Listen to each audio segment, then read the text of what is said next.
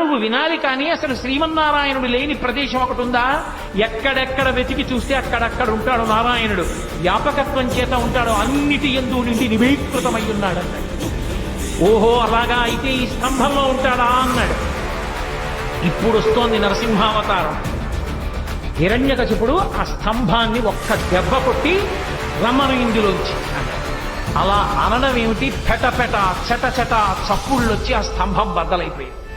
బద్దలైపోయి అందులోంచి ఒక్కసారి విస్ఫులింగములు పైకి వచ్చి పెద్ద కాంతి మండలం ఏర్పడి కన్నులతో చూడడానికి వీలు కానంత పవిత్రమైన తేజస్సు, మెడలో వేసుకున్నటువంటి ఆహారాలు, అనంతమైనటువంటి బాహువులు, పైన నృసింహాకారం, సింహం యొక్క ముఖం, పెద్ద పెద్ద దంస్ట్రలు, చంద్రుడి కాంతి ఎలా ఉంటుందో అటువంటి కాంతి. హిరణ్యకశిపుడి శరీరాన్ని విసిరేసి భయంకరాకృతితో నడుస్తుంటే బ్రహ్మాది దేవతలందరూ స్తోత్రం చేశారు.